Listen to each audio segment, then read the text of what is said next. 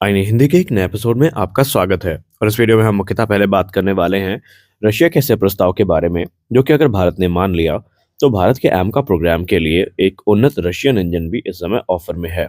आइए जानते हैं पूरा मामला क्या है और क्या भारत को ये ऑफर एक्सेप्ट करना चाहिए। इस पर भी हम बात करेंगे। देखिए, हाल ही में आप सबने देखा होगा कि रशिया की जो रोजबोरोन एक्सपोर्ट है वो काफ़ी ज़्यादा एक्टिव है, और वह एक के बाद एक इंटरेस्टिंग ऑफर जो है वो भारत के सामने रख रही है। अब ये भारत के ऊपर है कि भारत को वो डील फाइनलाइज करनी होगी या नहीं।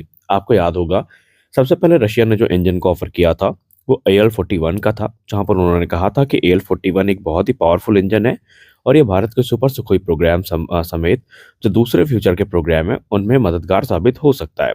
लेकिन फिर डायमेंशंस की बात आई तो ये सारी बातें जो है वो रद्द कर दी गई जब इसको एमका से जोड़कर देखा जाने लगा।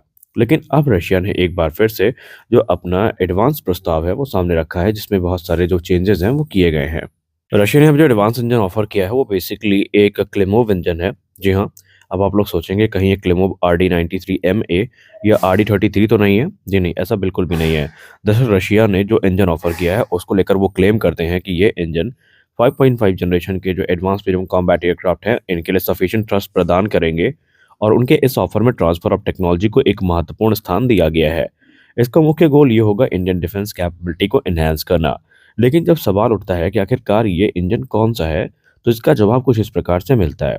कहा जाता है कि यह इंजन बेसिकली क्रेमोव RT-33 का एक सक्सेसर होने वाला है, जिसमें बहुत सारी जो फिफ्थ जनरेशन टेक्नोलॉजी है इनको इनकॉर्पोरेट किया जाना है। फॉर एग्जाम्पल, इसमें जो रशिया के AL-41F1 इंजन है इनसे टेक्नोलॉजी को बोरो किया जाएगा, और AL-51 जो इंजन है इनसे टेक्नोलॉजी को बोरो किया जाएगा, और फ्यूचर में बहुत सारी जो टेक्नोलॉजी इंजन को ध्यान में रखकर बनाई जाएंगी वो सभी इस इंजन का हिस्सा होने वाली हैं। हालांकि इसको लेकर स्पेसिफिकेशन सामने नहीं आई हैं, लेकिन माना जा रहा है कि ये एक नेक्स्ट जनरेशन इंजन होगा जो कि रशिया की ओडी के क्लिमोव के द्वारा विकसित किया जा रहा है, जो कि प्रॉमिस करता है कि एमका की जो रिक्वायरमेंट है उनको पूरा करने के लिए ये सफिशिएंट थ्रस्ट जनरेट कर सकता है। अब ये इंजन जो मैक्सिमम थ्रस्ट इसको लेकर अभी क्लेम किया जा रहा है, उस हिसाब से अगर हम बात माने तो अभी जो मैक्सिमम थ्रस्ट इसको लेकर क्लेम किया जा रहा है वो 110 किलो न्यूटन का है। लेकिन एक्सपर्ट्स मानते हैं कि रशियन इंजन इतना कम थ्रस्ट जनरेट नहीं करते आमतौर पे, और ये जो इंजन होगा आने वाले भविष्य में जब ये प्रोडक्शन रेडी होगा तो एक्सपेक्ट किया जा रहा है कि इसका जो थ्रस्ट लेवल है वो 120 से 130 किलो न्यूटन के बीच में होगा, जैसे कि AL-31 या AL-41 के केस में हमें देखने को मिला था। लेकिन यहाँ पर अभी ये इंजन अंडर अंडर डेवलपमेंट है, और इसके करंट स्टेटस के बारे में हमें कोई खास जानकारी फिलहाल तो नहीं है। ऐसे में सबसे बड़ा सवाल ये उठता है कि क्या भारत इस इंजन को एक्सेप्ट करेगा? क्या भारत की रिक्वायरमेंट को पूरा करने में ये इंजन सक्सेसफुल होंगे? तो आपको बता दें, गैस टरबाइन रिसर्च एस्टेब्लिशमेंट इस समय एक ऐसे पार्टनर की तलाश में है जिनकी एक्सपर्टीज का इस्तेमाल करके हम एक ऐसा उन्नत इंजन विकसित कर सके जो कि हमारी रिक्वायरमेंट को भी पूरा कर सके। और ऐसे में जो रशियन इंजन है, अगर ये थ्रस्ट लेवल को पूरा करते हैं, थ्रस्ट रिक्वायरमेंट को पूरा करते हैं, और भारत को लगता है कि इनसे एमका की पावर में इजाफा होगा, तो निसंदेह भारत इस प्रकार के किसी भी इंजन पे गौर करने के लिए फिलहाल तो तैयार है। लेकिन आपको बता दें कि ये इंजन कब तक बन के तैयार होगा इसके बारे में कोई टिप्पणी नहीं करी गई है, और यहाँ पर टाइमलाइन की भूमिका सबसे महत्वपूर्ण होने वाली है। क्योंकि एमका को लेकर हम लोग क्लियर हैं कि 2035 तक हमें प्रोडक्शन रेडी जो एमका मार्क 2 है वो चाहिए। लेकिन ऐसे में अगर इंजन रेडी नहीं होता है तो जो एमका की टाइमलाइन है वो निसंदेह स्लिप हो सकती है, और ये इंडियन एयरफोर्स के पक्ष में तो बिल्कुल भी नहीं होगा। नया इंजन को लेकर ये क्लेम किया जाता है कि पुराने RD सीरीज के इंजन जैसा नहीं होगा, बल्कि इसमें जो रिलायबिलिटी है वो काफ़ी ज़्यादा होगी, जो थ्रस्ट टू वेट रेशियो है ये भी काफ़ी हाई होगा, और मेंटेनेंस रिक्वायरमेंट काफ़ी कम होगी, जो कि एक प्रमुख क्राइटेरिया यहाँ पर रखा गया है। और ये फिफ्थ जनरेशन फाइटर एयरक्राफ्ट या यूं कह लें स्टेल्थ फाइटर एयरक्राफ्ट की जो पावर रिक्वायरमेंट होती है उसको पूरा करने में पूर्णतया सक्षम होगा। भारतीय वायुसेना की बात करें तो भारतीय वायुसेना इस समय एक ऐसी स्टेट में है ना, कि अगर उन्हें कहीं भी ये ऑफर मिलता है कि एडवांस इंजन कम से कम समय में विकसित किया जा सकता है और वो भारत में बनाया जा सकता है, भारत को TOT मिल सकती है, तो भारतीय वायुसेना उस पर विचार अवश्य करेगी, क्योंकि हमें अपना एमका प्रोग्राम देखना है। आप सब जानते हैं कि एमका के लिए ऑलरेडी जो डिस्कशन है वो काफ़ी ज़्यादा चल रहा है, और इस समय इंडियन एयरफोर्स और DRDO दोनों ये चाहते हैं कि जल्दी से जल्दी डिस्कशन को अंतिम रूप दिया जाए और इंजन डील को साइन किया जाए। अब इसमें बहुत सारी वेस्टर्न कंट्रीज भी शामिल हैं भारत के साथ, जिसमें सैफ्रॉन, रोल्स रॉयस और जनरल इलेक्ट्रिक सबसे प्रमुख है।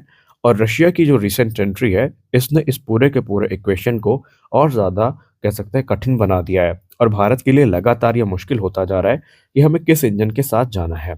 अगर हम भारतीय वायुसेना के पूर्व अधिकारियों की बात करें, भारत के सीनियर डिफेंस एनालिस्ट की बात करें, तो उन्होंने इस प्रॉब्लम का एक एप्रोप्रिएट सॉल्यूशन दिया है, जहाँ पर उन्होंने कहा है कि बेसिकली आपको वो देखना चाहिए जिसको आप सही से परस्यू कर सकें। यानी कि उनके कहने का मतलब ये है कि हमें उसी इंजन पर जाना चाहिए जिसको लेकर भविष्य में कोई समस्याएँ ना हो। फॉर एग्ज़ाम्पल शुरुआत करते हैं जनरल इलेक्ट्रिक से। जनरल इलेक्ट्रिक के साथ हमने F404 की डील साइन करी और आप सब जानते हैं कि अभी तक एक भी इंजन डिलीवर नहीं हो पाए, सॉरी। उसके पीछे के कारण थे सप्लाई चेन इश्यूज़ और ये सेम इश्यूज़ आपको F414 में भी देखने को मिल सकते हैं। यही नहीं, F35 के जो इंजन्स हैं, उनको लेकर के भी रिपोर्ट सामने आई है कि उनमें भी सेम इश्यूज़ नोटिस किए गए हैं। और अमेरिका जो ऑफ़र कर रहा है इंजन, ये फिर भी ये भी भारतीय वायुसेना की पसंद नहीं है। अमेरिका जो ऑफ़र कर रहा है वो जनरल इलेक्ट्रिक F414 ईपीई यानी एनहांस परफॉर्मेंस इंजन ऑफ़र कर रहा है, जो कि 110 किलोमीटर का थ्रस्ट जनरेट करने में सक्षम है। लेकिन दिक्कत ये है कि अमेरिका अभी भी कुछ क्रिटिकल टेक्नोलॉजी है जो शेयर नहीं करना चाहता, यानी जो इंटेलेक्चुअल प्रॉपर्टी राइट्स हैं और एक्सपोर्ट राइट हैं, ये अमेरिका अपने पास रखेगा, भारत को नहीं मिलेंगे, जो कि अभी तक रिपोर्ट के हिसाब से बात आई है सामने।